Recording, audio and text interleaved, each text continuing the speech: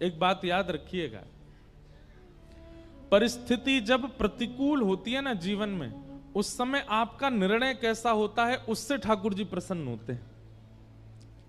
अभी आपके जीवन में कोई परिस्थिति बिगड़ी हुई नहीं है, सुबह रात में सो जाते हैं चैन से, सुबह उठते हैं, बढ़िया पराठा पाते हैं, दोपहर में भोजन करते हैं, शाम का भोजन करते हैं, सो जाते हैं, फिर सुबह उठते हैं, कोई टेंशन नहीं है लाइफ में। तो इसका मतलब ये समझिए ठाकुर जी की दृष्टि नहीं है आपके ऊपर, इसीलिए सहजता से चल रहे हो। लेकिन जैसे ही ठाकुर जी मन बनाते हैं कि चलो अब इसकी परीक्षा ली जाए, तो रात्रि की नींदें उड़ जाएंगी, सुबह का नाश्ता पाने की इच्छा नहीं होगी, दोपहर के भोजन आधी रोटी में ही पेट भर जाएगा, रात्रि का भोजन केवल दूध पी के सो लिया करोगे, चिंता के कारण करवटें बदलते रहोगे, नेत्रों से पनारे बंद नहीं होंगे, हर व्यक्ति पर संशय होना प्रारंभ हो जाएगा, हर व्यक्ति पर शक होना प्रारंभ हो जाएगा, हर व्यक्ति से अपनी स्थिति की मदद मांगने की इच्छा प्रकट होने लग जाएगी। समझ जाओ ठाकुर जी परीक्षा ले रहे हैं अब। और उस परीक्षा के समय पर हमारा जैसा निर्णय होता है वो निर्णय ठाकुर जी को प्रसन्न करता है।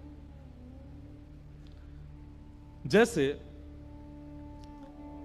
छोटा सा बालक जैसे धीरे धीरे वो बड़ा होता है तो मां उसको घर में पढ़ाती है, ऐसे 1 लिखते हैं, ऐसे 2 लिखते हैं, ऐसे 3 लिखते हैं, उसकी ऐसी कॉपीज भी ऐसी होती हैं 3 लाइंस वाली, उस पे ऐसे 3 बनाना है, ऐसे 2 बनाना है।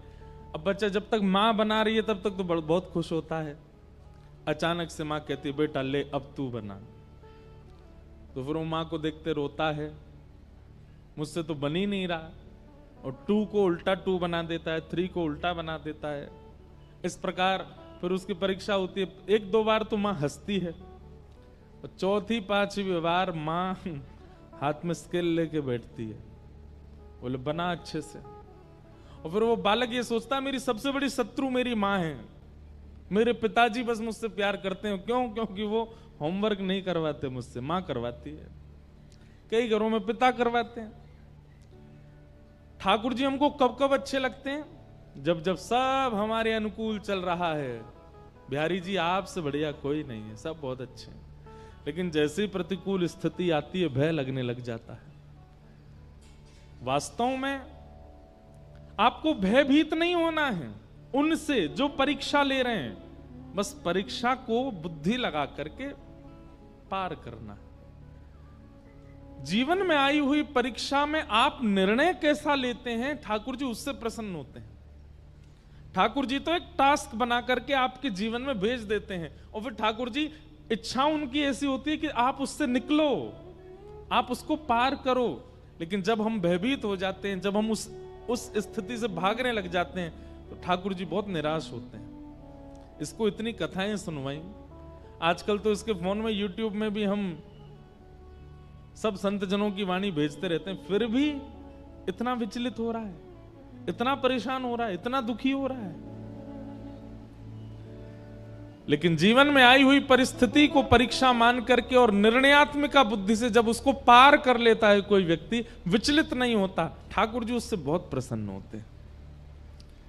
इसलिए हमारी प्रार्थना बंधुओं,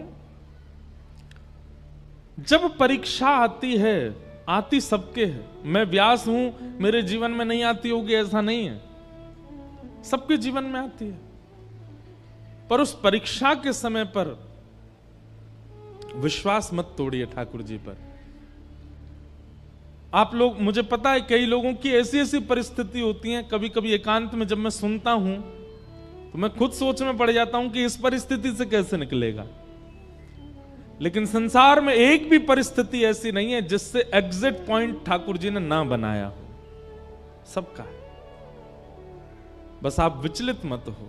किसी किसी की पहेली ज्यादा बड़ी है, किसी की छोटी है, पर सब पहेली का हल है।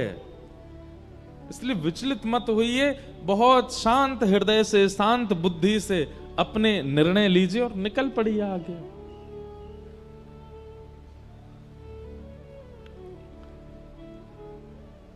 ठाकुर जी की प्रसन्नता नाम जप से है, ठाकुर जी की प्रसन्नता वैष्णव तिलक धारण से है, ठाकुर जी की प्रसन्नता एकादशी व्रत धारण से है। लेकिन ठाकुर जी की अति प्रसन्नता है कि जीवन में आने वाली विचलनताओं में आप धैर्य पूर्वक खड़े हो।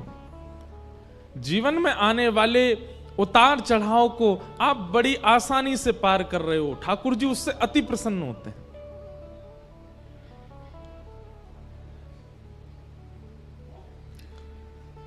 द्रौपदी और पांडवों के प्रति जो ठाकुर जी का प्रेम है ना, वो इसीलिए है क्योंकि इतनी परिस्थितियां आई और पांडव टूटे नहीं, द्रौपदी टूटी नहीं। आज तो परीक्षा की पराकाष्ठा हो गई। बालक कितना प्रिय होता है मां को। बालक कभी अगर ऊधम मचाता है तो मां सबको डांट देती है, बोले इसको कुछ मत कहो, ये ऊधम करे मुझे बताओ, मैं इसको मारूं डांटू कुछ भी, और कोई इसको छुएगा नहीं। कई बार मां ऐसा बोल देती है टीचर्स को भी कि ज्यादा ऊधम मचाए तो आप इसको देख लेना, लेकिन फिर थोड़े अगर वही टीचर उसको पीट पाट दे तो फिर मां फिर लड़ने आ जाती है। बोले आपने इसको क्यों मारा, बोले इसने होमवर्क नहीं किया, तो बोले आप मुझे बताओ आप क्यों मार रहे हो। मां कभी नहीं देख सकती कि उसके पुत्र को उसके अलावा कोई और डांटे, पर यहां द्रौपदी के 5 बालक मार दिए गए और वो हत्यारा सामने खड़ा है और द्रौपदी कहती है इसको मुक्त कर दो। कल हमने इसी विषय पर बृहद चर्चा की थी। 5 बातें कहीं, धर्मम न्यायम शकरुणम निर्वलीकम समम महत। द्रौपदी की बात में धर्म है, न्याय है, करुणा है, समता है। ठाकुर जी उससे प्रसन्न हो गए और भगवान ने अपना नाम द्रौपदी को प्रदान किया। अश्वत्थामा पकड़ा हुआ था। अर्जुन बोले अब क्या करें, तो आधी दाढ़ी मूंछ और शिखा छेदन करके उसको सभा से निष्कासित कर दिया। भगवान बोले भैया अब तुम्हारा सब सुलह हो गया है, महाभारत युद्ध तुम लोग जीत गए हो, अब हस्तिनापुर की गद्दी पर बैठो, आनंद करो। अब मुझे आज्ञा दो, बहुत दिन हो गए हैं मैं द्वारिका से बाहर हूं, अब मैं वापस द्वारिका जा रहा हूं। ठाकुर जी जैसे ही रथ में आरूढ़ होकर के द्वारिका को प्रस्थान करने लगे, इतने में ही अर्जुन की पुत्र वधू, अर्जुन के पुत्र का नाम अभिमन्यु और अभिमन्यु की पत्नी उसका नाम उत्तरा। उत्तरा भगवान की ओर दौड़ी दौड़ी चली आ रही है और दोनों भुजाएं उठा करके ठाकुर जी से क्षमा याचना करती हुई रक्षा की कामना कर रही है। पाहि पाहि महायोगिन देव देव जगतपते नान्यम तद्भयम पश्ये यत्र मृत्यु परस्परम। हे नाथ मेरी रक्षा करो। भगवान बोले अभी द्रौपदी को मुक्त किया, अब ये कौन रोने लगा। तभी देखा कि पुत्र वधू अभिमन्यु की वधू रोती हुई आ रही है। भगवान ने तुरंत कहा उत्तरा क्या बात है, क्यों रो रही हो। बोले देखिए ना, जिस अश्वत्थामा को अभी सभा में अपमानित करके बाहर निकाल दिया, उसी ने ब्रह्मास्त्र छोड़ दिया है मेरे गर्भ के बालक को मारने के लिए। भगवान ने जैसे ही ब्रह्मास्त्र को देखा तो अंगुष्ठ मात्र एक और रूप धारण किया। एक रूप से तो सामने खड़े हैं और एक रूप से अंगुष्ठ मात्र रूप धारण करके गर्भ में प्रवेश किया और भगवान की गदा का नाम है चक्रा। क्या नाम है? ठाकुर जी की गदा का नाम है चक्रा। अपनी चक्रा नाम की गदा को ठाकुर जी ने द्रुत गति से घुमाया और गर्भ के उस बालक की रक्षा हुई। बहुत सावधानी से सुनिए सब लोग। भगवान ने उस गर्भ के बालक की रक्षा की। वही बालक भविष्य में परीक्षित हुए, जो भागवत के श्रोता हैं। हमारे पूज्य पिताजी महाराज के गुरुदेव अनंत श्री विभूषित श्री रामानुज प्रपन्नाचार्य गुरुजी महाराज, मेरे दादा गुरुदेव, इतनी सुंदर बात कहते थे, इतनी पते की बात कहते थे। वे कहते थे कि इधर देख लो, सुन लो। वे कहते थे कि जिस गर्भ में ना जाना पड़े उसकी सारी योजनाएं सारे शास्त्र बताते हैं। भजन करो, नाम जप करो, पुण्य करो, सत्कर्म करो, कीर्तन करो, तिलक लगाओ, आदि आदि सब सत्क्रियाएं करो। क्यों? क्योंकि इन सब के करने से पुनर्जन्म न विद्यते, पुनर्जन्म नहीं होता, फिर एक ही जन्म में सब कट जाता है। हमारे पूज्य पिताजी महाराज जी गुरुदेव कहते कि गर्भ में ना आना पड़े, इसी की योजना भागवत जी बताती हैं, इसी की योजना मानस जी बताती हैं, इसी की योजना वाल्मीकि रामायण बताती हैं। और उसी गर्भ में ठाकुर जी ऐसे प्रवेश कर गए बिना कुछ विचार किए। आपको पता है, जब मां के गर्भ में बालक होता है, श्रीमद् भागवत के तृतीय स्कंद में कपिल विभूति संवाद में जंतु स्तुति है। वहां पर भगवान कहते हैं कि नरक से भी ज्यादा कष्टदायी होता है मातृगर्भ। कभी आपको अवसर लगे, हमने एक कथा की थी नासिक में 1 महीना की, उस कथा में आप लोग सुनिएगा। वहां कपिल विभूति संवाद हमने विस्तार से कहा था। तब वहां ये स्तुति गाई थी कि गर्भ का बालक जो स्तुति गाता है वो स्तुति कैसे करता है। गर्भ के बालक की इतनी भयावह परिस्थिति होती है, जरा सी दुर्गंध आ जाए तो हमसे बैठ पाना मुश्किल होता है, लेकिन मल मूत्र के भरे हुए एक टब में वो बालक उल्टा पड़ा ही रहता है 9 महीने तक। और ऐसा कहते हैं कि उसकी जो त्वचा होती है वो इतनी कोमल होती है और मां के पेट के जीवाणु धीमे धीमे उसको काटते हैं, कभी कभी इतनी पीड़ा देते हैं। जब 7वें महीने में बालक आ जाता है ना, तो भगवान से हाथ जोड़ता है, हे विधाता मुझे यहां से निकालो कैसे भी, मैं बहुत परेशान हूं। भगवान कहते हैं जन्म लेके तुम वही सब करोगे, उल्टे सीधे काम, छल कपट बाजी, खाना पीना, मदिरा उड़ाना, ये सब की करो। बोले आपको सौगंध खा के कह रहा हूं, इतना भजन करूंगा कि दोबारा यहां ना आना पड़े मुझे। लेकिन जैसे ही जन्म लेता है, पहचानना प्रारंभ करता है, ये भूआ है, ये फूफा है, ये चाचा हैं, ये चाची हैं, ये दादी हैं, ये दादा हैं, ये पत्नी है, ये बच्चे हैं। धीरे धीरे भूल जाता है ठाकुर जी को दिया हुआ वचन। बीच बीच में ठाकुर जी संदेशा भिजवाते हैं गुरुजनों के द्वारा, हाँ भाई कथा सुन लो। ये सब क्या सुनना हमको। और फिर से उसी गर्भ में जाने की पूरी योजना बना लेता है, क्रियाओं को खराब करके, स्वभाव को गंदा करके, दूसरों के साथ छल कपट करके क्या करते हैं हम, पुनर्गर्भ में आने की सारी योजना बनाते हैं। और सुनिए, कर्म के अनुसार पुनर्गर्भ मिलेगा तो कई लोगों को लगता है इसमें क्या बुराई है, ठीक है हम फिर से जन्म ले लेंगे, लेकिन कहां मिलेगा ये तो नहीं पता ना। हो सकता है मानव के गर्भ में नहीं गए, कुकर सूकर के गर्भ में गए, तो मानव तो फिर भी बहुत सदा हुआ भोजन करता है, वो लोग तो कुछ भी खा लेते हैं, और वो जो खाते हैं वो सब बालक को पीड़ा देते हैं भीतर। कई बार तो आपको विश्वास नहीं होगा, जन्म दे के जानवरों की जो माताएं होती हैं वो जन्म दे के अपने बालकों को ही खा जाती हैं। अब सोचो, कोई आना चाहता है, पुनर्जन्म लेना चाहता है, लेकिन फिर भी अपनी क्रिया नहीं सुधारता, स्वभाव नहीं सुधारता, अपने वचन नहीं सुधारता, अपने नियम नहीं सुधारता, योजना पूरी बनाता है पुनर्जन्म की।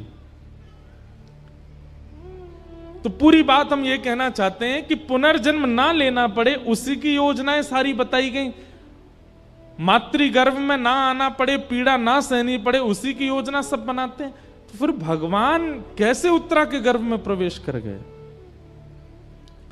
हमारे पूज्य गुरुदेव भगवान, दादा गुरुदेव भगवान कहते कि भैया परीक्षित राजा है इसलिए बचाने गए नहीं, परीक्षित अर्जुन का होने वाला नाती है इसलिए बचाने गए। द्रौपदी के पुत्रों को भी बचा सकते थे ठाकुर जी। ये उत्तरा के गर्भ के बालकों को क्यों बचाया भगवान ने? तब गुरुदेव भगवान कहते हैं, क्योंकि ठाकुर जी को पता है कि भविष्य में मेरी कथा का प्रथम श्रोता होगा, ये मेरी कथा का श्रोता बनने वाला है। ठाकुर जी को अपना कथा का श्रोता इतना प्रिय है कि उस प्रिय श्रोता की रक्षा के लिए गदा लेकर के ठाकुर जी गर्भ में प्रवेश किए और ब्रह्मास्त्र को नष्ट कर दिया। इसलिए आप यदि कथा में बैठे हैं तो अपना सौभाग्य मनाइए। ठाकुर जी को श्रोता इतने प्रिय हैं कि श्रोताओं के लिए ठाकुर जी गर्भ में प्रवेश करके रक्षा कर देते हैं। और केवल श्रोता की रक्षा नहीं करी है भगवान ने, वहां वक्ता श्री शुकाचार्य जी महाराज, उन्होंने भी जन्म बाद में लिया, गर्भ में मातृ दर्शन, भगवत दर्शन पहले किया।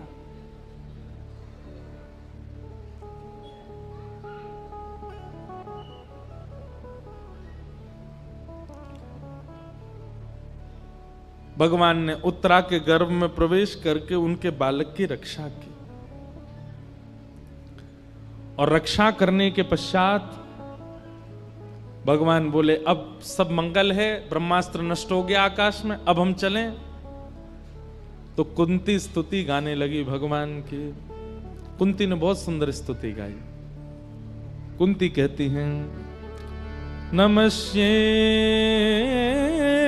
पुरुषं त्वाद्यं ईश्वरं प्रकृते परम अलक्ष्यं सर्वभूतानामन्तर्बहिरवस्थितं माया जवनिकाच्छन्नः आज्ञादोक्षजमव्ययम् न लक्ष्यसे मूढदृशां नटो नाट्यधरो यथा कि तथा परमहंसानां मुनीनाममलाशनां भक्तियोग विधानार्थं कथं पश्येम हि स्त्रियः। कुंती ने भगवान की स्तुति गाई। विस्तार का अवकाश नहीं है, आज नंदोत्सव है ठाकुर जी का। अभी प्रथम स्कंद पर हम हैं, धीमे धीमे सब प्रसंगों को स्पर्श करते हुए चलेंगे आगे। कुंती ने भगवान की स्तुति गाई। भगवान कुंती की स्तुति सुन के अब द्वारिका प्रस्थान करने लगे। तो पांडवों में श्री युधिष्ठिर जी रोने लगे। भगवान ने युधिष्ठिर की ओर देखा, क्यों रो रहे हो भैया? तब युधिष्ठिर के मन में आया कि मैंने बहुत बड़ा अत्याचार कर दिया महाभारत युद्ध के द्वारा, मुझे नरक जाने से कोई नहीं बचा पाएगा। तब भगवान ने सोचा कि मेरे संग रहते हुए, मेरी आज्ञा से युद्ध करने पर भी इनको संशय है अपनी गति पर। समझ रहे हैं बात को? बहुत ध्यान से सुनिए सब लोग। ठाकुर जी कह रहे हैं कि मैं साथ खड़ा था और पूरा युद्ध का नेतृत्व मैं कर रहा था, फिर भी युधिष्ठिर को संशय है अपनी गति पर। आप यदि भागवत सुनते हैं, आप यदि कथा श्रवण करते हैं, सत्संग करते हैं, रसिक जनों की वाणी सुनते हैं, और उसके बाद कभी आपको संशय होने लग जाता है अपने जीवन पर, ठाकुर जी को बहुत पीड़ा होती है, तो फिर कथा क्यों सुनते हो? रसिक जनों की वाणी क्यों सुनते हो? आपको अपने जीवन पर संशय कैसे हो सकता है?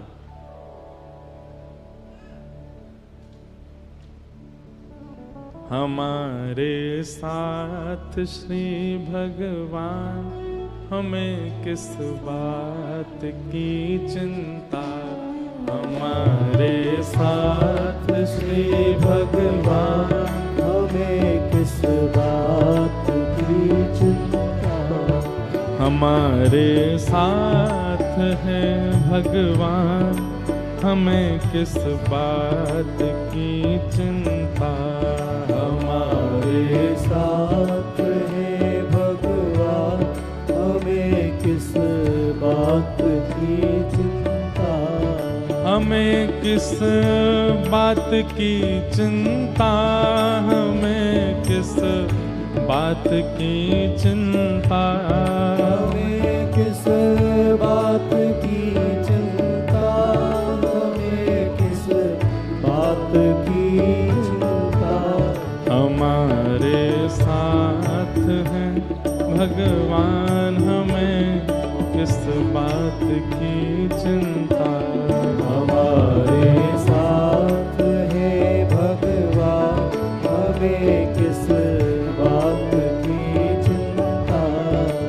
हमारे साथ हैं भगवान, हमें किस बात की चिंता। हमारे साथ है भगवान, हमें किस बात की चिंता। किया करते हो क्यों दिन रात तुम बिन बात की चिंता। किया करते हो तुम दिन रात क्यों बिन बात की चिंता। तेरे स्वामी को रहती है तेरी हर बात की चिंता। तेरे स्वामी को रहती है तेरी हर बात की चिंता। ये भाव या ये बात केवल इसलिए कह रहे हैं कि आप लोगों ने अब कथा सुन ली है, आप लोग वृंदावन हो आए हो, एक बार गुरु दीक्षा ग्रहण कर ली है, किसी गुरु के परमाश्रित हो चुके हो। अब आप लोगों को अपने जीवन पर संशय नहीं होना चाहिए, चिंता नहीं होनी चाहिए। विश्वास कीजिए, ठाकुर जी के समर्पित होने के बाद में अब ये भरोसा दृढ़ होना चाहिए कि बस अब चाहे जो हो जाए हमारे ऊपर कोई दिक्कत नहीं आने वाली। जैसे अर्जुन, पूरे महाभारत युद्ध में कौरवों के हर योद्धा का एक ही टारगेट है कि अर्जुन को घेरना है। युधिष्ठिर सामने से निकल जाता है ना तो योद्धा कहते कोई बात नहीं, इसको निकलने दो। भीम निकल जाता, निकलने दो। नकुल सहदेव अर्जुन को पकड़ो, कहां है?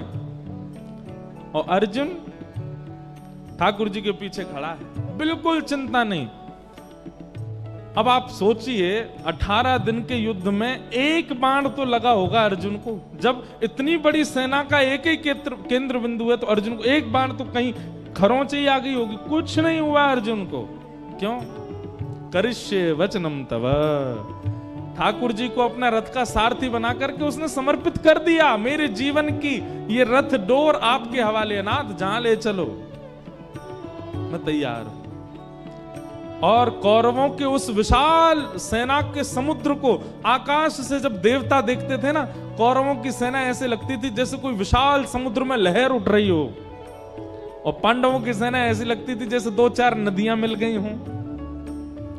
लेकिन उस विशाल कौरव सैन्य सिंधु को भगवान ने ऐसे पार करा दिया अर्जुन को, जैसे कोई छोटे से बालक को गाय के खुर का गड्ढा लंघवा देता। एक बार भी यदि जीवन में कथा का आश्रय और ठाकुर जी का आश्रय लिया है, फिर चिंतित मत होइएगा कि ध्रुव प्रहलाद गणिका गज अजामिल को उबारा था। कि ध्रुव प्रहलाद गणिका गज अजामिल को उबारा था। कि ध्रुव प्रहलाद गणिका गज अजामिल को उबारा था। ध्रुव प्रहलाद गणिका गज अजामिल को उबारा था। उन्हीं का कर रहे गुणगान, उन्हीं का कर रहे गुणगान, उन्हीं का कर रहे गुणगान, उन्हीं का कर रहे गुणगान। तो फिर किस बात की चिंता। उन्हीं का कर रहे गुणगान, तो फिर किस बात की चिंता। दीवाने बन गए हैं अब, हमें दुनिया से क्या लेना। दीवाने बन गए हैं अब, हमें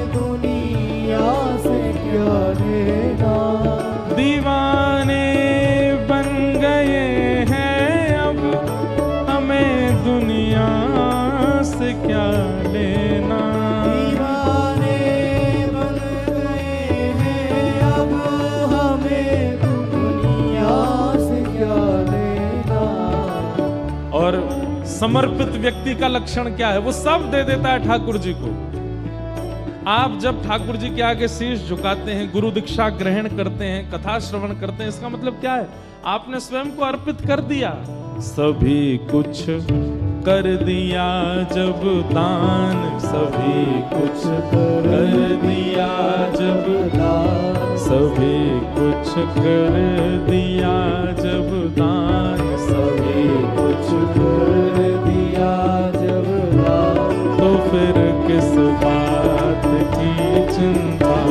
सभी कुछ कर दिया जब दान, तो फिर किस बात की चिंता। हमारे साथ श्री भगवान, हमें किस बात की चिंता। हमारे साथ ही भगवान, हमें किस बात की चिंता। दीवाने बन गए हैं अब, हमें दुनिया से क्या लेना। दीवाने बन गए हैं अब, हमें दुनिया से क्या लेना। दीवाने बन गए हैं अब, हमें दुनिया से क्या लेना। दीवाने बन गए हैं अब, हमें दुनिया से क्या लेना। सभी कुछ कर दिया जब दान, सभी कुछ कर दिया जब दान, सभी कुछ कर दिया जब दान, सभी कुछ कर दिया जब दान, तो फिर किस बात की चिंता। सभी कुछ कर दिया जब दान, तो फिर किस बात की चिंता। हमारे साथ हैं भगवान, तो फिर किस बात की चिंता। हमारे साथ है भगवान, तो फिर किस बात की चिंता। युधिष्ठिर का रोना ठाकुर जी को अच्छा नहीं लग रहा है। भगवान बोले, महाभारत युद्ध की पूरी योजना मेरे नेतृत्व में हो रही है, अर्जुन को चिंता नहीं है, लेकिन युधिष्ठिर रो रहा है। और क्या कह के रो रहा है कि अब मुझे नरक में भी स्थान नहीं मिलेगा, मैंने बहुत बड़ा गलत काम कर दिया, मैंने महाभारत युद्ध करके बहुत गलत कर दिया। ठाकुर जी बोले, इसको विश्वास ही नहीं है मुझ पर। तब भगवान बोले, अब अपने प्रति मैं कैसे विश्वास प्रकट करवाऊं कि भाई मुझ पे भरोसा कर। तब भगवान बोले कि जब मैं स्वयं किसी का विश्वास अपने प्रति प्रकट नहीं करवा पाता, तो फिर वह विश्वास कोई भक्ति प्रकट करवाता है। एक बात कहें, आपसे बुरा नहीं मानिएगा, यदि आपने कभी सत्संग नहीं किया होता, कथा नहीं सुनी होती, किसी संत का आश्रय नहीं लिया होता, किसी वक्ता की वाणी नहीं सुनी होती, और कहीं आपको सुनाम की गली में साक्षात श्री बिहारी जी प्रकट होकर दर्शन दे देते, तो आप क्या करते? भैया सुबह सुबह कोई और काम नहीं है, आ गए हो सज धज के, चलो कहां से आए हो, कौन हो, क्या नाम है आपका, काम धंधे का समय, कहां से आए हो, चलो निकलो यहां से। बिहारी जी कहेंगे, वाह भाई, हमें जाने ही ना है, हम तो प्रेम ही ना है, हमें भरोसा ना है। ये विश्वास, ये रूप माधुरी का दर्शन, ये उनके प्रति समर्पण कौन करवाता है? कथा ही तो करवाती है, कोई भक्ति तो करवाता है। ठाकुर जी बोले, युधिष्ठिर के चित्त में जो अविश्वास प्रकट हुआ है, इसको विश्वास में परिवर्तित करने के लिए अब कोई भक्त का आश्रय लेना पड़ेगा। तभी भगवान को याद आया कि ओहो, बाणों की सैया पर लेटे मेरी प्रतीक्षा कर रहे हैं भीष्म पितामह, चलो उनके पास। और भगवान पांडवों को लेकर के भीष्म पितामह के पास गए। भीष्म पितामह को इच्छा मृत्यु का वरदान है, इच्छा मृत्यु का वरदान। इच्छा मृत्यु का वरदान मतलब जब तक वो ना चाहें, चाहे शरीर बीच से अलग कर दिया जाए, मरेंगे नहीं। छन्नी तो बना ही दिया, रोम रोम में बाण लगा है भीष्म पितामह के, बाणों के सैया पर लेटे हैं।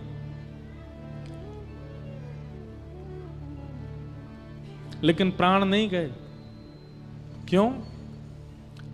उन्होंने इच्छा मृत्यु के वरदान को सार्थक किया। और क्या विचार करके सार्थक किया?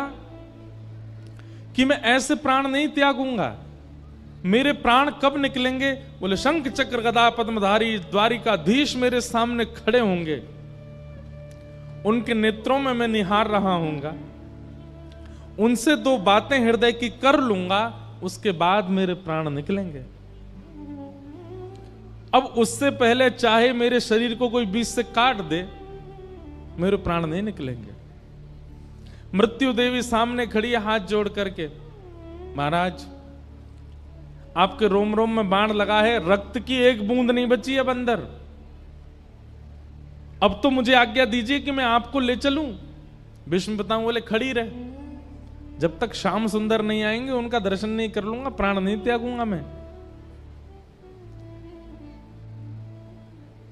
एक बात कहता हूं बंधुओं कि इच्छा मृत्यु का वरदान प्रत्येक मानव को मिला हुआ है। ध्यान से सुनिएगा, इच्छा मृत्यु का वरदान प्रत्येक मानव को मिला है। लेकिन बात यहां अटक जाती है कि मानव ने कभी मृत्यु की इच्छा ही प्रकट नहीं की। कोई भी व्यक्ति मृत्यु की इच्छा प्रकट करता ही नहीं, उसको जीवन की ही इच्छा है, जीवित रहने की ही इच्छा है।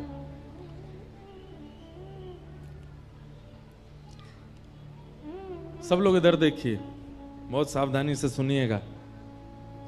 हमारे ब्रज के रसिक संतों ने, हमारे भारत के श्रेष्ठ ऋषियों ने अधिकतर इच्छा से ही प्राण त्यागे।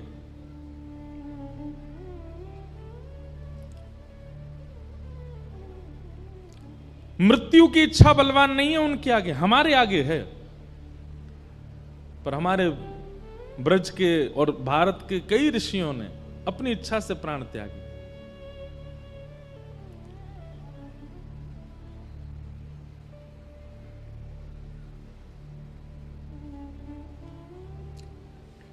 कई संतों ने अपने शिष्यों को बुला करके अपनी अंतिम इच्छाएं बता दी। कई महापुरुषों ने अपने प्राण त्यागने से 2 दिन पहले मौन धारण कर लिया, एकांत में चले गए। कई भारत के संतों ने पूरे नगर से और समाज से एकांत ले लिया और एकांत में जाकर के प्राण त्यागे। ऐसी ही इच्छा मृत्यु का वरदान हम सबको मिला है, पर हमने कभी इच्छा की नहीं है। आप कहेंगे महाराज जी कैसी इच्छा करें, मतलब क्या चाहते हो आप? ब्याह ना करें, बालक बच्चों को पढ़ाएं लिखाएं नहीं, धन ना कमाएं, इच्छा मृत्यु का वरदान करें।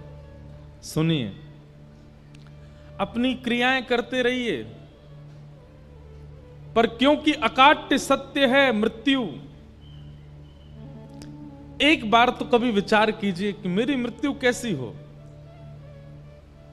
जब मेरे प्राण जाएं उस समय स्थिति कैसी हो। पीतांबरी कसी हो,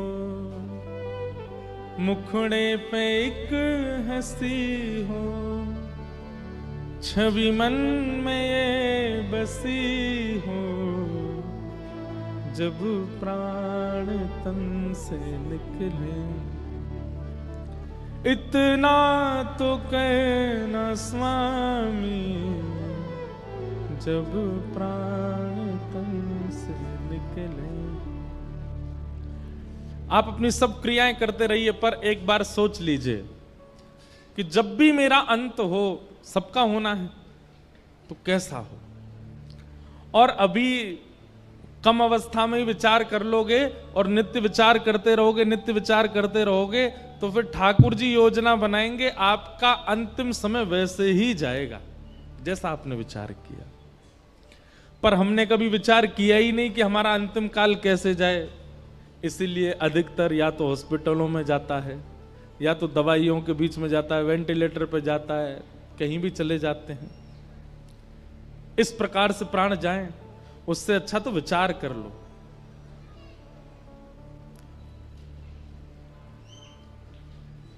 इच्छा मृत्यु।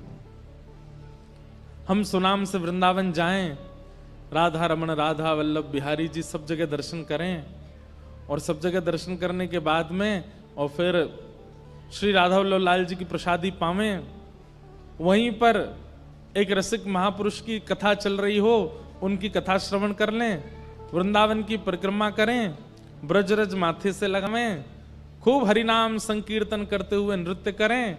सायंकाल का समय हो जाए, सूर्यास्त हो रहा हो, लोग दीपदान कर रहे हैं यमुना जी में, और हम श्री यमुना जी के तट पर बैठे हैं, रज में सुख आसन में बैठे हैं, नेत्र बंद हो जाएं, और तभी श्री प्रियालाल जी के सुंदर अंग की सुगंध नाक में आने लगे।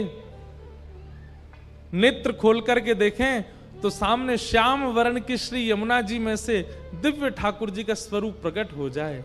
श्री प्रिया प्रियतम युगल सरकार का नित्य दर्शन एक क्षण के लिए, एक झलक बस हमको दिखे, और उसी समय श्री धाम में ही हमारे प्राण चले जाए, ऐसा विचार कर लिया। हम कथा सुन रहे हो, आदि आदि जैसा आपको प्रिय लगे। लोग इतने ज्यादा खतरनाक हैं संसार के। एक बार मैं ये बात बोल रहा था कथा में, तो एक बालक आया अगले दिन मेरे पास। बालक नहीं था 25-26 साल का। मैंने क्या बात है भाई, सब लोग अपने अपने भाव बताते हैं। बोले महाराज जी कल आप कह रहे थे इच्छा मृत्यु का वरदान। मैंने हाँ। बोले मैंने भी सोचा, कल रात भर सोचा मेरी इच्छा मृत्यु कैसी हो। मैंने कैसी हो भाई? बोले महाराज जी दुबई में मेरा बहुत बड़ा बंगला बन जाए, करोड़ों की मुझ पर 5-6 गाड़ियां हों, और भगवत कृपा से मेरे 2-3 ब्याह हो जाए। मैंने कहा वाह भाई। मैंने कहा और? बोले मेरी मनचाही वस्तु जो मैं पाना चाहता हूं उसको मैं खा लूं, खा करके मेरा पेट भरा हो, गाड़ियों की इच्छा, घर की इच्छा, धन की इच्छा, पत्नी की इच्छा, बच्चों की इच्छा सब पूरी करके खूब प्रसाद पा करके यहां तक अपना पेट भरूं, और महाराज सभी मेरे प्राण निकल जाएं। मैंने कहा भाग जा, दिखना नहीं मुझको। लोग इतने खतरनाक हैं कि वो संसार के विषयों को सोच के भी प्राण त्यागने में राजी हैं।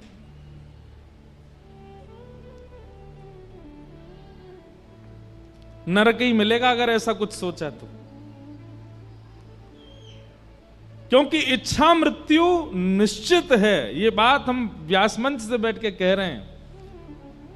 अगर विचार कर लिया और नित्य अपने भजन से पहले नित्य चिंतन किया जाए मेरे अंतिम काल ऐसा हो, और फिर उसके बाद अपना साधन करें, अपना भजन करें, अपना गुरु मंत्र करें, अपना नाम जप करे, नित्य इसी प्रकार की क्रिया करता रहे, उसका अंत फिर वैसा ही होगा जैसा उसने सोचा है। इसलिए आप सब कथा में बैठे हो, कथा श्रवण कर रहे हो, एक सुंदर इच्छा मृत्यु का विचार कीजिए कैसी हो। यहां से बाहर मृत्यु की चर्चा करना अपशगुन है। पंडाल से बाहर मृत्यु की बात करो तो लोग बात कहते हैं भाई ऐसी गलत बात नहीं करते, पर यहां मृत्यु की बात करना ही सगुन है। श्रीमद् भागवत तो मरना ही सिखाती है कि मृत्यु कैसी हो। हम तो भीष्म पितामह को अपना आइडल मानते हैं। कितनी भी पीड़ा आई हो, कितने भी संकट आए हो, लेकिन उन्होंने अपनी इच्छा मृत्यु को बरकरार रखा। भले ही कौरवों के संग में रहे, भले ही खूब सुनना पड़ा ठाकुर जी से, लेकिन फिर भी इच्छा मृत्यु, मृत्यु हो तो भीष्म पितामह जैसी, अंत भला तो सब भला। जीवन में आपने क्या किया संसार के लोग सब भूल जाएंगे, पर अंत आपका कैसा था सब याद रखेंगे। भीष्म पितामह का अंत श्रेष्ठ था। बाणों की सैया पर लेटे हैं और तभी द्वारिकाधीश पांडवों के साथ चलते हुए आ रहे हैं। भीष्म पितामह प्रसन्न हो गए, बस मैं अब अपने इच्छा पूरी करूंगा। ठाकुर जी सामने आकर के खड़े हुए। भीष्म पितामह बोले बस सदैव देवो भगवान प्रतीक्षता। बहुत ध्यान से सुनिए, इतना प्यारा श्लोक है ये। सदैव देवो भगवान प्रतीक्षता कलेवरम यावदिदं हनोम्य प्रसन्न हासारुणलोचलो लस मुखाम्भुजो ध्यान पतश्चतुर्भुज। कभी कभी मन करता हम कैसे बोलेंगे ऐसे ठाकुर जी से, क्या कह रहे हैं भीष्म पितामह। जैसे ही ठाकुर जी सामने आके खड़े हुए तो ठाकुर जी का स्वभाव है टिकते तो है नहीं, न क्यों हिल रहे हैं, ऐसे हिल रहे हैं, कभी आंख झपक रहे हैं, कभी ए अर्जुन इधर आ इधर आ, कभी युधिष्ठिर को बुला रहे हैं, कभी नकुल सहदेव को खींच रहे हैं, द्रौपदी से कह रहे हैं तू भी इधर आ। भीष्म पितामह बोले बहुत देर हो गई नाटक करते करते, सीधे खड़े रहो मेरे सामने, ये हिलो डोलो नहीं ज्यादा, मेरे पास समय बहुत कम है। भगवान स्थिर हो गए। ठाकुर जी बोले क्यों? बोले आपको देखते देखते मैं अपने प्राण त्यागने वाला हूं, और जब तक मेरे प्राण नहीं निकले आंख की पलक भी नहीं गिरनी चाहिए आपकी। डांट करके बोल रहे हैं ठाकुर जी को, हिलो नहीं। ठाकुर जी बोले भाई तुझे इच्छा मृत्यु का वरदान, तेने कहीं 10 साल तक सोच ली कि मरना ही नहीं है तो? पितामह भीष्म बोले तो फिर 10 साल खड़े ही रहे ना, आपको निहारता रहो। अब ना मैं पलक झपकूंगा ना आप झपको, बहुत देर हो गई, बहुत समय निकल गया, बहुत मुश्किल से हाथ पड़े हो, अब अपने जीवन के अंत को मैं सफल बनाऊंगा, मेरे सामने स्थिर होकर खड़े हो जाइए। तो कहते हैं ठाकुर जी का मुख थोड़ा सा मुरझा गया। जैसे जबरदस्ती किसी को खड़ा कर दो तो उसके मुख से पता चल जाता है कि जबरदस्ती करी है इसके संग। कई बार ब्याहों में देखते हो ना, दुल्हा खुश ही नहीं लगता, पता चल जाती है कि जबरदस्ती करवा रहे हैं। दुल्हन खुश नहीं लगती, दुल्हन को पता चल जाता जबरदस्ती हो रही है। ठीक जैसे जबरदस्ती वाला दुल्हा जैसा लगता ना, वैसे ठाकुर जी हो गए। मुकुट तो पहना है, मोर पिच्छ तो लगाया, श्रृंगार तो किया, पर चेहरे पर न कहूं प्रसन्नता नहीं। भीष्म पितामह बोले अरे अरे अरे ये क्या हो रहा है? ठाकुर जी बोले अब क्या हो गया? ये मुखमंडल की मुस्कान कहां चली गई आपकी? ठाकुर जी बोले हमको घबराहट हो रही है, तुम कब प्राण त्यागोगे, हम कब तक खड़े रहेंगे यहां पे? बोले बस इतने में ही घबरा गए? और खुद जो हमको 84 लाखों में नचाते रहते हो उसमें तब घबराहट नहीं होती आपको? जैसे तैसे हाथ पड़े हो मेरे सामने, खड़े रहो। और कैसे खड़े हो? बोले प्रसन्न हासारुणलोचनो लसत्, शब्द है।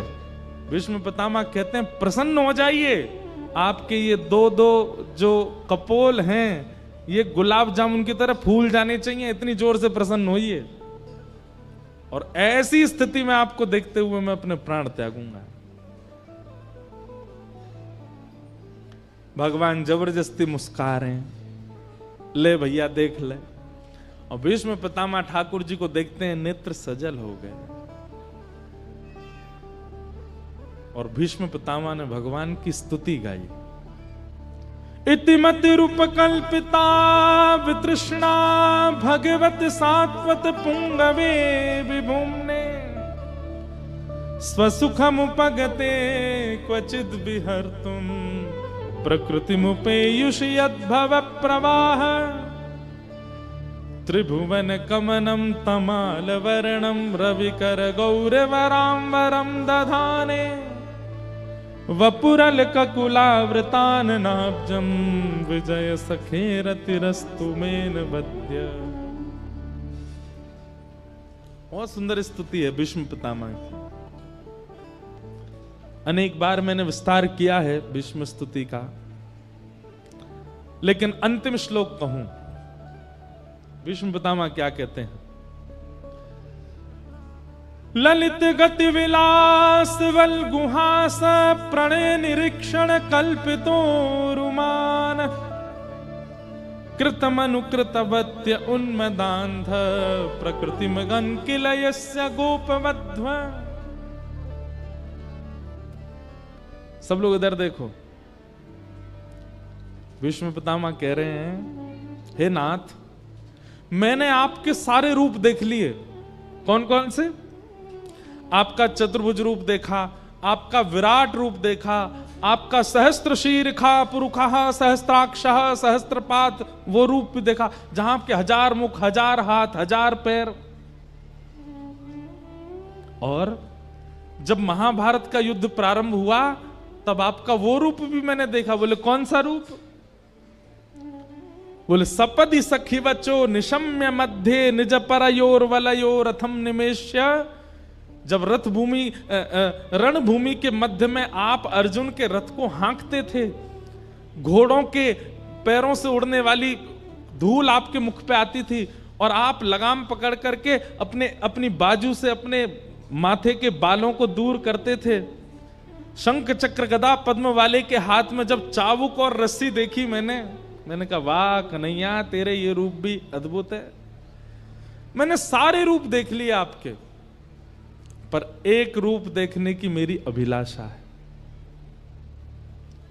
भीष्म पितामह बोले, भगवान बोले कौन सा रूप? तब यहां पर कितना सुंदर शब्द है, बोले ललित गति विलास बल गुहास। आप जब ललित गति से चलते हो, ललित गति कैसी है? एक पैर यहां रखते हैं तो दूसरा पैर उसके सामने नहीं रखते, थोड़ा तिरछा रखते हैं, जैसे बांके बिहारी खड़े हैं, ये चलते भी ऐसे ही हैं। ऐसे पांव यहां, पांव, कमर भी मटकेगी, पैरों मटकेंगे, सिर भी मटकेगो, सुंदर केश भी झूमेंगे, सुंदर मुकुट पे पाग पे लगी भाई जो लटकन है वो भी हिलेगी। ललित गति विलास वल गुहास। आप जब ललित गति से विलास करते हुए चलते हो, कभी मधुमंगल के कंधे पर हाथ रख के हंसते हो, कभी श्रीदामा को गले में लेकर के हंसते हो, कभी तन सुखा पर अपना पूरा भार धर देते हो। आपकी जो वो वृंदावन की ललित गति है ना नाथ, मुझे उसका दर्शन करना। और ललित गति विलास वल गुहास प्रणय निरीक्षण कल्पितो रुमान कृतमनुकृतवत्य उन्मदांध। जैसे ब्रज की गोपियां वो आपको भिन्न भिन्न रूप बना देती हैं। कैसे? कोई गोपी कहती है लाला तैने मेरे घर को माखन खाया और चल मैं तो पकड़ के ले चलूं यशोदा के पास, तो आप उसके चरणों में गिर जाते हो, अरे भाभी तू जो कहेगी सो करूंगो, लेकिन मैया के पास मत ले चल। तो वो गोपी कहती है अच्छा जो कहूंगी सो करोगे? बोले हाँ बैठो मेरे सामने। आप उसके सामने थर थर कांपते हुए बैठ जाते हो, कहा करनो है? तो चल लाला एक काम कर। बोले का? रसोई घर में जा रोटी लेके आ और रोटी पर एक मक्खन धर के ला। अरे भाभी तू तो बड़ी अच्छी है, मुंह भोजन करावेगी? बोले ना लेके आ, लाके मुंह खवा। और नन्हे से गोपाल जी को सामने खड़ा करके गोपी कहती है अब लाला चल प्रेम से अपने हाथन से मुंह पवा दे। और छोटे छोटे ठाकुर जी टूक तोड़ के गोपी को पवा रहे, गोपी के नेत्र सजल होते हैं। एक बार पा करके फिर ठाकुर जी के चरण लिपट जाती है और ठाकुर जी को गोद में बैठा के फिर अपने हाथ से पवाती है। ताही अहीर की छो हरिया छचिया भरी छाछ पे नाच नचायो, रसखान कहते हैं। कोई गोपी ठाकुर जी को पकड़ लेती है और लाला को कमरा में बंद कर दे। ठाकुर जी कहें मुंह छोड़ दे। बोले ऐसे ना छोड़ूंगी। बोले कैसे छोड़ेगी? बोले पहले बंदर की तरह नकल करके दिखा। ठाकुर जी कहें जो कोई बात है? बोले हम बे बात है, पहले बंदर की तरह कर। कोई गोपी पकड़ के कहती लाला मेरे संग नृत्य कर। भीष्म पितामह कहते हैं बोले नाथ हस्तिनापुर का बनने में सुख नहीं है, द्वारिका का बनने में सुख नहीं है, मथुरा का बनने में सुख नहीं है, क्योंकि वहां आपकी चलती है। हमें तो ब्रजवासी बना दो जहां हम कहें और आप नाचो, हम कहें और आप चलो। कृत मनु कृतवत्य उन्मदांध प्रकृति मगन किलयस्य गोपबद्ध। आहा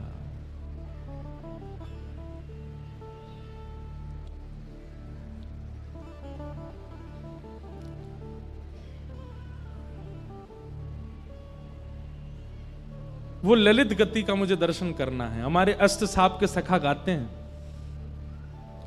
सब ही अंग को बाको गिरधर सब ही अंग को बाको।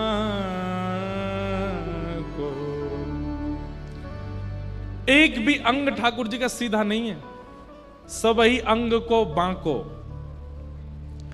बांकी चाल चलत गोकुल की चाल चलत गोकुल में, छैल छबीलौता को गिरधर सब ही अंग को बांग को। हे नाथ, मुझ पर कृपा कर दीजिए। मेरे इस अंतिम काल में आपने दर्शन दिया मुझको, इससे मैं बहुत प्रसन्न हूं। पर मैं जाते जाते आपसे मांगना चाहता हूं कि अगला जन्म मुझे वैकुंठ में मत भेजना, स्वर्ग में मत भेजना, अन्य किसी लोक में मत भेजना, मुझे ब्रज वृंदावन में भेज देना, ताकि मैं आपकी ललित गति की चाल देख सकूं। एक गोपी बनकर के मैं भी मक्खन जमाऊं, मैं भी दही बिलो करके मक्खन निकारूं, भीष्म पितामह कह रहे हैं। और मैं भी अपने छीका पे मक्खन धरते भय सोचूं कि या छीका को ने नीचो कर दूं, ताकि कन्हैया आवे तो वह को चोरी करवे में दिक्कत नहीं हो, मुझको वो गोपी बना दो।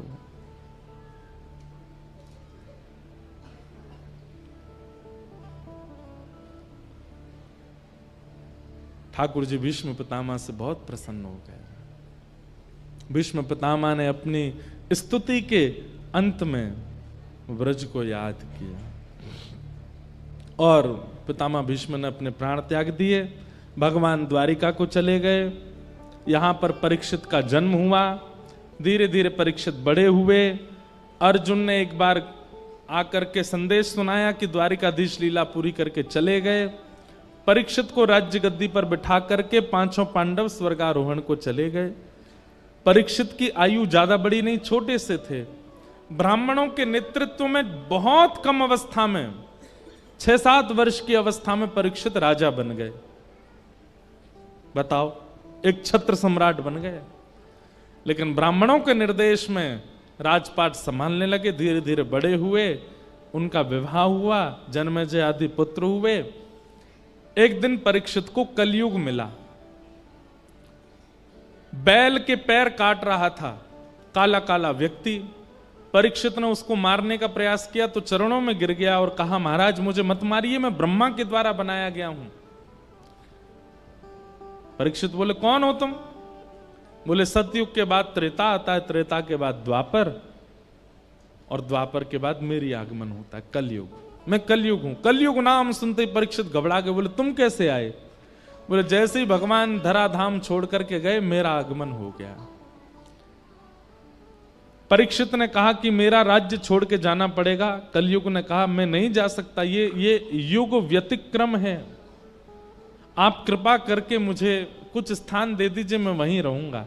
तो द्यूतम पानम स्त्रियः सूना यत्रा धर्मस् चतुर्विधः पुनश्च याचमानाय जात रूप मदात प्रभो। ये 2 श्लोकों में 5 स्थान हैं कलयुग के। जुआ, मदिरापान, परस्त्री गमन, हिंसा और अनीति से कमाया गया धन। इन 5 स्थानों पर कलयुग निवास करता है। अब इनका विस्तार अगर मैं करूं तो इन 5 का विस्तार बहुत बृहद हो जाएगा। जुआ, जुआ का मतलब खेल में खेलने वाला जुआ ही नहीं होता। जुआ का मतलब धन का असद प्रयोग कहीं भी आप करते हो, वो सब जुआ है। पानम, अपनी जिह्वा पर किसी भी ऐसे पदार्थ को आप धारण करते हो जिससे आपका दिमाग अनकॉन्शियस हो जाता है, नशा होने लगता है, वो सब पानम की दृष्टि में आता है। तीसरा है परिस्त्री गमन, एक पत्नी व्रत धारण करके रहना है। पत्नी होने के पश्चात किसी के प्रति कुदृष्टि होना ये पाप है। पति होने के पश्चात किसी अन्य पुरुष के प्रति भाव होना ये पाप है। द्यूतम पानम स्त्रियः, और चौथा स्थान बताया सूना, यानी कि हिंसा, जबरदस्ती। कोई बात इतनी बड़ी नहीं है फिर भी लड़ाई करनी है। उसने मुझसे ऐसा बोला क्यों, उसने ऐसा किया क्यों, इसका मुंह फोड़ूंगा मैं। ये जबरदस्ती के कलेश करने की जिनकी बहुत मनस्थिति होती है, उनको वो भी कलयुगी हैं। जैसे पता चल जाए, ए सुन, पता है कल तेरे बारे में ऐसे ऐसे कह रहे थे, क्या कह रहे थे? बोले वो नहीं याद मुझे क्या कह रहे थे, बस कह रहे थे, बस पूरी रात सोया नहीं, दिन भर सोया नहीं, उन लोगों के बीच में पहुंच गया, लड़ने लगा, उनको ब्लॉक मार दिया सब जगह से, ले बेटा। इस प्रकार की मनस्थिति वाले लोग ये कलयुगी हैं। हिंसा में उनकी बड़ी रुचि होती है, लड़ने झगड़ने में बिल्कुल पीछे नहीं रहते। और अंतिम कलयुगी लोगों का लक्षण क्या है? बिना मेहनत के धन कैसे मिल जाए, इसकी विचारधारा में जो लगे रहते हैं। अनीति से कमाया गया धन, ये 5 स्थान कलयुग को प्रदान किए। राजा परीक्षित ने एक संत का अपमान कर दिया, जिसके कारण उनके मस्तिष्क में कलयुग प्रविष्ट हो गया। और संत के पुत्र शमिक ने 7 दिन में मरने का श्राप दिया। मैं सूक्ष्म में कह रहा हूं क्योंकि प्रसंग अभी बहुत हैं, सबको प्रणाम करना है। आप सब लोग तैयार होके बैठे हैं, पीले पीले बने आए हो, ठाकुर जी को नंदोत्सव होना है, इसलिए बस क्रम पूरा कर रहे हैं। परीक्षित जी महाराज को 7 दिन में मरने का श्राप लगा, पर वो विचलित नहीं हुए। जैसे ही उन्हें पता चला कि मुझे 7 दिन में मरने का श्राप लगा है, तुरंत अपना मुकुट उतार दिया, अपने पुत्र को बुला करके उसको पहना दिया और कहा, बेटा अब तुम राज शासन संभालो। पत्नी को बुला के कहा, बिल्कुल विचलित मत होना, मैं सौभाग्यशाली हूं, संसार का कोई व्यक्ति जानता ही नहीं है कि उसकी मृत्यु कब होगी, अगले क्षण भी हो सकती है, पर मैं ये जानता हूं कि 7 दिन से पहले मेरी मृत्यु नहीं होगी, 7वें दिन ही होगी, इसलिए मैं अपना कल्याण कर सकता हूं।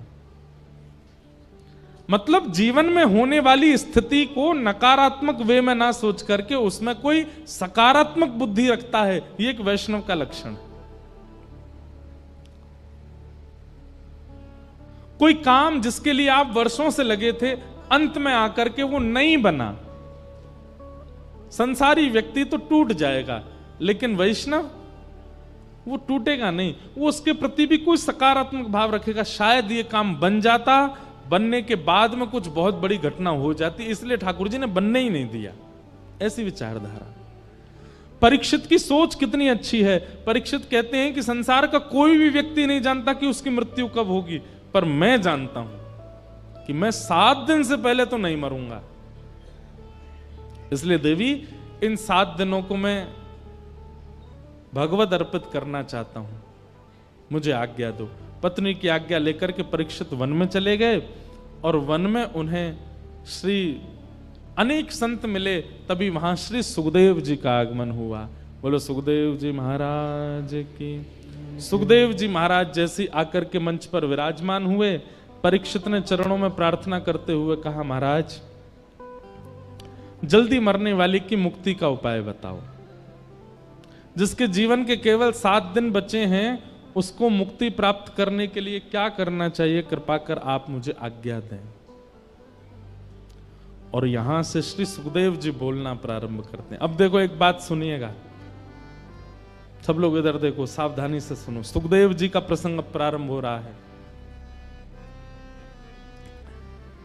कोई भी साधु, कोई भी संत, कोई भी वक्ता, कोई भी वैष्णव यदि कभी कुछ कहने जाता है ना, उसका स्वभाव है वो पहले अपने इष्ट को वंदन करेगा, उसके बाद ही कुछ बोलेगा। हम कथा प्रारंभ करते हैं उससे पहले अपनी परंपरा से जो पूज्य पिताजी महाराज व्यास मंच पे मंगलाचरण करते हैं, वही मंगलाचरण करेंगे। आप सब लोग प्रणाम करके चले जाते, उसके बाद हम 5-6 श्लोक बोलते हैं, उसके बाद कीर्तन कराते हैं, फिर कथा प्रारंभ करते हैं, सीधे कहना नहीं शुरू कर देते। लेकिन यहां पर एक आश्चर्य हुआ कि सुखदेव जी महाराज मंच पर बैठे और परीक्षित ने जिज्ञासा की, जल्दी मरने वाले की मुक्ति का उपाय बताओ। इन्होंने ना तो इष्ट को प्रणाम किया, ना अपने गुरु को प्रणाम किया, ना किसी परंपरा के श्लोकों का स्तवन किया, सीधे उसको उत्तर देना प्रारंभ कर दिया कि वरीयाने शते प्रश्न क्रतो लोक हितम नृप आत्मविद सम्मत पुंसाम।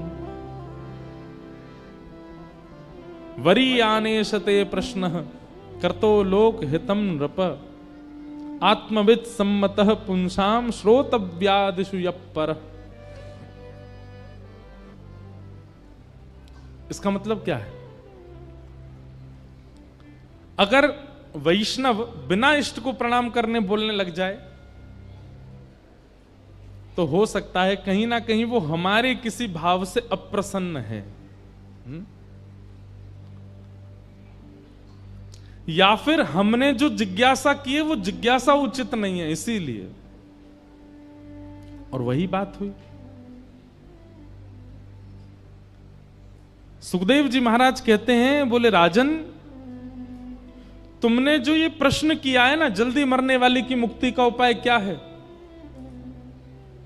अगर तुमने लोक हित के लिए ये प्रश्न किया है, संसार के लिए ये प्रश्न किया है कि संसार के जो लोग जल्दी मरने वाले हैं वो अपनी मुक्ति कैसे प्राप्त करें, तो तुम्हारा प्रश्न अच्छा है। लेकिन अगर ये प्रश्न कहीं तुमने अपने लिए किया है तो ये उचित नहीं है। परीक्षित बोले, मतलब 7 दिन में मेरी मृत्यु होनी, मैं अपने लिए ही तो पूछूंगा। मैंने संसार के लिए पूछा हो तो ये प्रश्न अच्छा है, अपने लिए अगर पूछ रहा हूं तो गलत है। इस बात का क्या मतलब हुआ?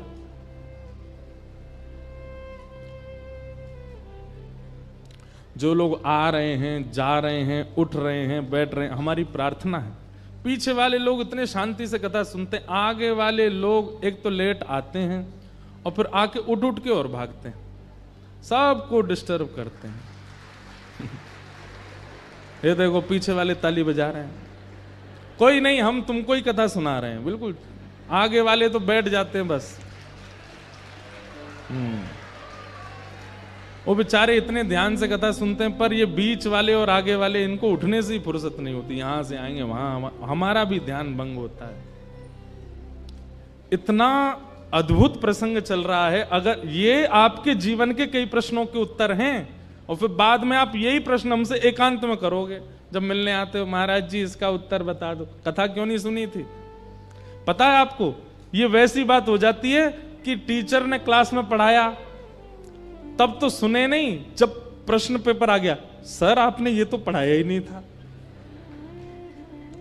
टीचर उस समय कहता हूँ, एक मुक्का मारूं तुझे, पूरी क्लास पढ़ रही थी, कहां था तू? ये आगे वाले बीच वाले वही बालक हैं। जब जीवन में संकट आएगा ना तो फिर जीव निकारे डोलेंगे, हमने क्यों नहीं सुना तब, इसका प्रश्न तो महाराज जी उत्तर देके ही नहीं गए कथा में, सब बता रहे हैं हम, सुनो तो सही। अब इतनी अच्छी बात है, यहां पर परीक्षित कह रहा है कि जल्दी मरने वाले की मुक्ति का उपाय क्या है, और सुखदेव जी कह रहे हैं अगर ये प्रश्न तुमने सबके लिए किया है तो ये प्रश्न अच्छा है, पर निज अपने लिए पूछ रहे हो तो गलत है। परीक्षित बोला, श्राप मुझको लगा है 7 दिन में मरने का, तो मैं अपने लिए ही तो पूछूंगा, और आप कह रहे हैं कि सबके लिए अच्छा, तुम्हारे लिए अच्छा नहीं। कितनी सुंदर बात।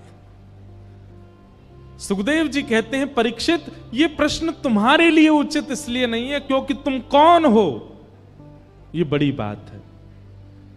संसार के लोग सामान्य हैं, पर तुम कौन हो?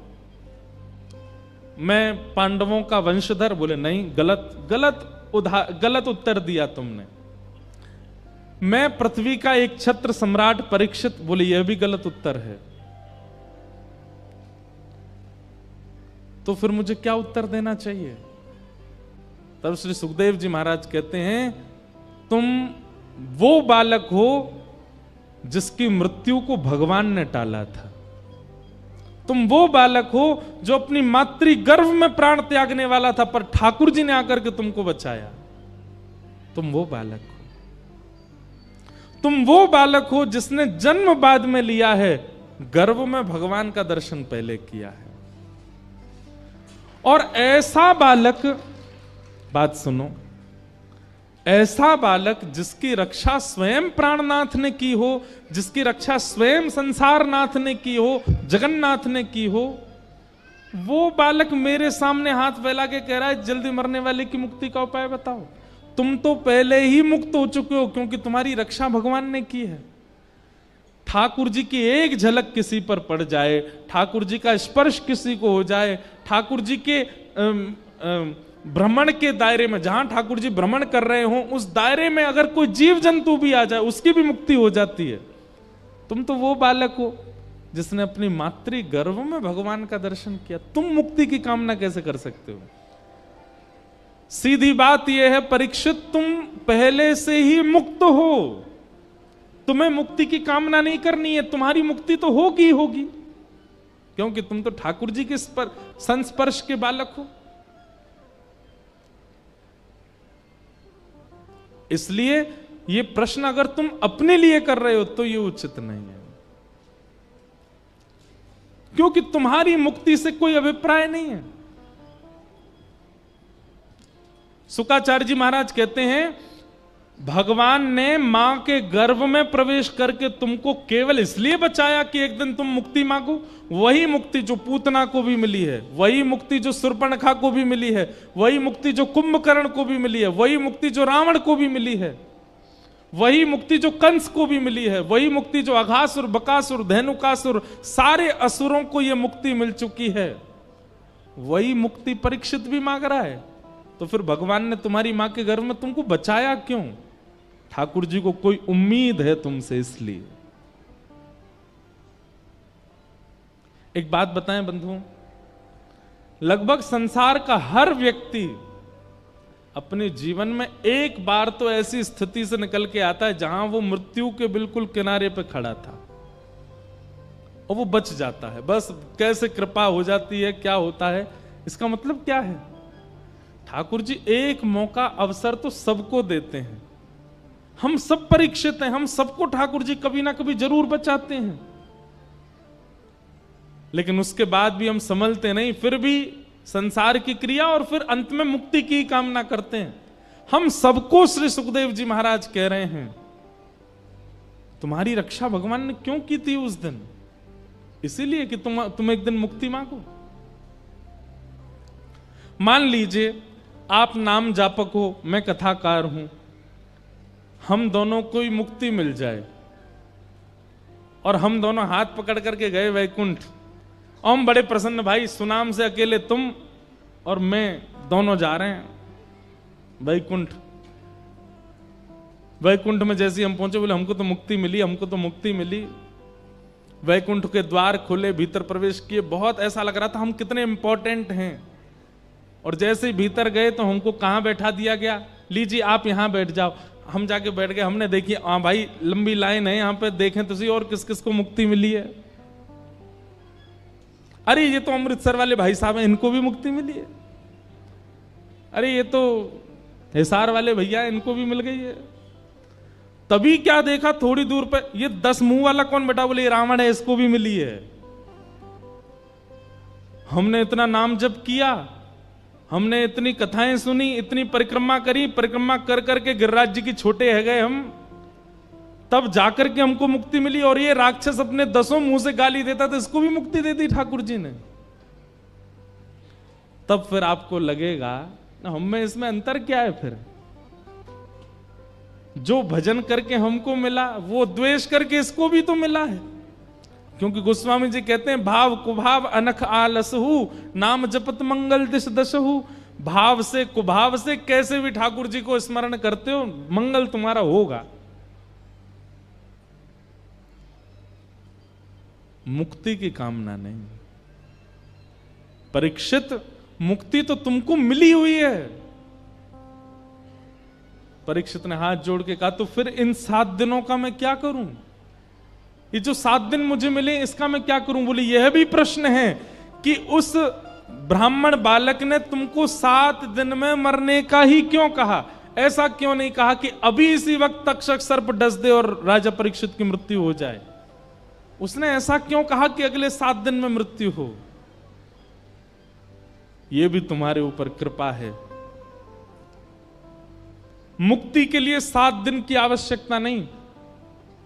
हमारे शास्त्र कहते हैं जिस व्यक्ति ने जीवन भर पाप किया हो, सारे गलत काम किए जीवन में, कोई काम नहीं छोड़ा, और वो अपने अंतिम स्थिति में अंतिम श्वास ले रहा हो और उसी समय कोई रसिक आकर के कान में एक बार बोल दे श्री राधा, श्री कृष्ण, श्री वृंदावन, श्री गिरिराज, श्री गोवर्धन। एक नाम भी कोई बोल दे और उसके प्राण निकल रहे हों, भले ही उसने जीवन में कितने भी पाप किए हों, अंतिम काल में यदि कान में कोई भगवान नाम आ गया और उसके प्राण निकल गए, तो यहां स्पष्ट लिखा है योगिनाम नृप निर्णीतम हरेर नामानुकीर्तनम। हरि का नाम यदि अंतिम काल में कान में पड़ गया तो मुक्ति निश्चित है। फिर जीवन के सारे आपके चैप्टर क्लोज कर दिए जाएंगे। इसने गलत खाया, गलत पिया, गलत व्यवहार किया, सब खत्म। अंत में भगवान नाम सुन लिया, वैकुंठ। परीक्षित, मुक्ति के लिए 7 दिन जरूरी नहीं होते, एक क्षण बहुत है। तुमको 7 दिन मिले हैं। परीक्षित बोले भगवान अब मैं क्या करूं, मुझे बताओ। बोले तुम मुक्ति मत मांगो, तो क्या मांगू? बोले भक्ति मांगो। बोले इन दोनों में अंतर क्या है? इतना सुंदर अंतर बताते हैं। मुक्ति का मतलब मृत्यु के बाद भगवान का दर्शन, और भक्ति का मतलब जीते जी भगवान का दर्शन। अब तुम्हारा उद्देश्य यह नहीं होना चाहिए कि 7 दिन बाद तक्षक सर्प डसे और विमान आए और तुमको वैकुंठ ले जाए। तुम्हारा उद्देश्य अब यह होना चाहिए 7 दिन बाद तक्षक सर्प आए, उससे पहले शंख चक्र गदा पद्मधारी श्रीमन नारायण आ जाएं और जीवित अवस्था में तुमको दर्शन दे दें, उसके बाद तुम्हारी मृत्यु हो। तुम्हारा उद्देश्य यह होना चाहिए। अपनी जीवित अवस्था में प्राण वायु भीतर है, नेत्र खुले हों, कान खुले हों, और उस क्षण ठाकुर जी दिखें, फिर प्राण त्यागें। हमारी स्थिति क्या? प्राण त्यागने के बाद भगवान से मिलना है? नहीं, जीवित अवस्था में मिलना है। और प्राण त्यागने के बाद भगवत दर्शन को मुक्ति, जीवित अवस्था में भगवत दर्शन को भक्ति। भक्ति मांगो। परीक्षित की स्थिति ऐसी हो गई, अब उनको चिंता नहीं थी मृत्यु की, अब तो चरण पकड़ लिए। बोले मुझे मुक्ति भुक्ति कुछ नहीं चाहिए। मैं एक भाव गाता हूं। मुक्ति भुक्ति ना मागत केवल, मुक्ति भुक्ति ना मागत केवल। हमें मुक्ति नहीं चाहिए तो अपनो जान निहारो किशोरी राधे। अपनो जान निहारो किशोरी राधे। अपनो जान संभालो किशोरी राधे। अपनो जान संभालो किशोरी राधे। मोहे तो भरोसो है तेरो रे किशोरी राधे। मोहे तो भरोसा है तेरो रे किशोरी राधे। मोहे तो भरोसो है तेरो रे किशोरी राधे। मोहे तो भरोसा है तेरो रे किशोरी। एक बार दोहरा के गाइए। मुक्ति भुक्ति ना मागत केवल। मुक्ति भुक्ति ना मागत केवल। मुक्ति भुक्ति ना मागत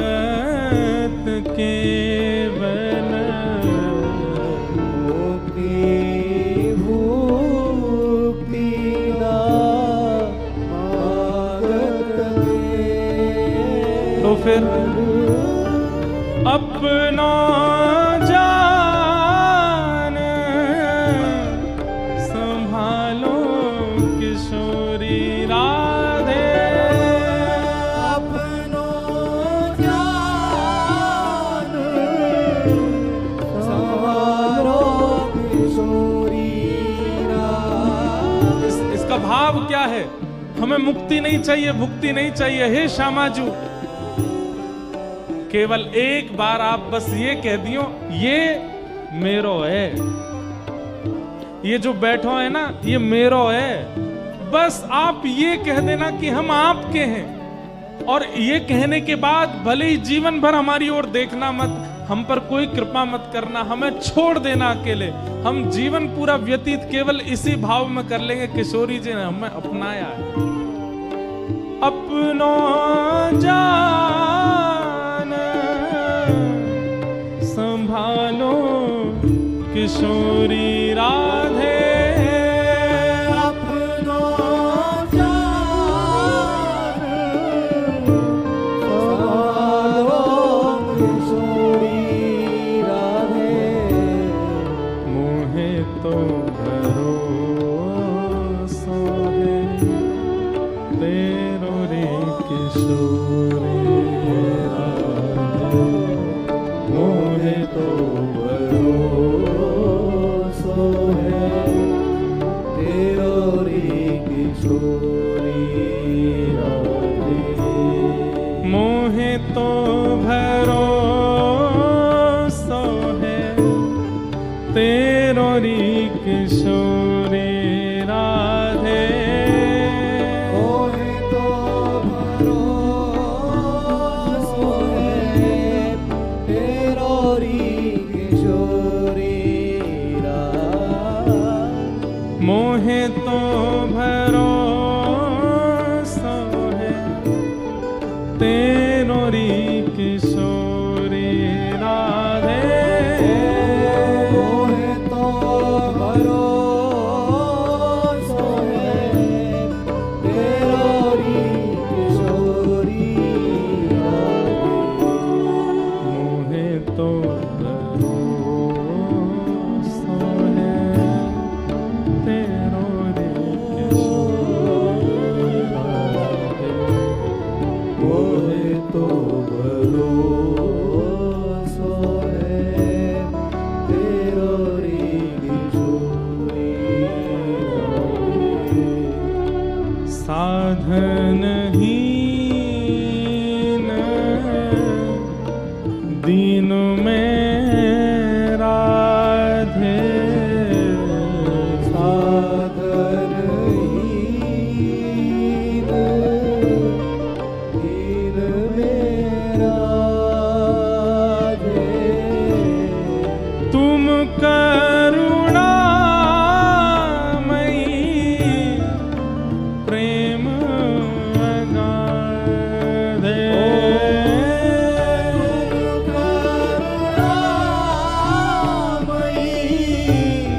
प्रेम अगाधे। तुम करुणामयी प्रेम अगाधे,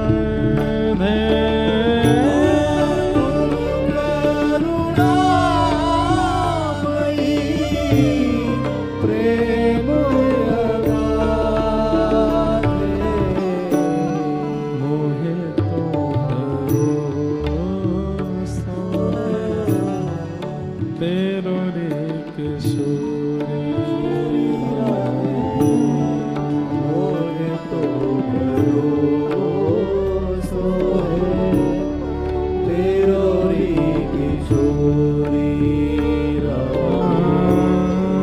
तेरो रे किशोरी राधे, तेरो रे किशोरी राधे। तेरो रे किशोरी राधे, तेरो रे किशोरी राधे।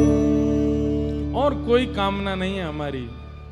और ये बात मैं नहीं कह रहा हूं, ये स्वयं श्री परीक्षित जी महाराज को सुखदेव जी समझा रहे हैं कि मुक्ति की कामना मत रखो, भागवत जी के प्रति तो भक्ति की कामना रखो, और केवल ये कामना रखनी है कि मृत्यु हो उससे पहले एक बार बस ठाकुर जी प्रसन्न होके कह दें कि हाँ मैंने तू स्वीकार कर लियो, बस फिर चाहे प्राण चले जाएं। इस वीडियो में जो भी भजन या क्लिप इस्तेमाल किए गए हैं वो मेरे नहीं हैं। ये सब भक्ति पाथ यूट्यूब चैनल के असली वीडियो और आवाज़ें हैं। मैं बस इन्हें भक्ति और जानकारी के लिए शेयर कर रहा हूँ ताकि ज़्यादा से ज़्यादा लोग भगवान से जुड़ सकें। इस वीडियो का कोई भी हक या हकदारी मेरा नहीं है। सारे हक भक्ति पाथ यूट्यूब चैनल के पास हैं। अगर उन्हें किसी भी चीज़ से आपत्ति हो तो मैं उनके सारे वीडियोस तुरंत हटा दूंगा। सारा सम्मान भक्ति पाथ चैनल को जाता है। जय श्री राम, जय श्री कृष्णा।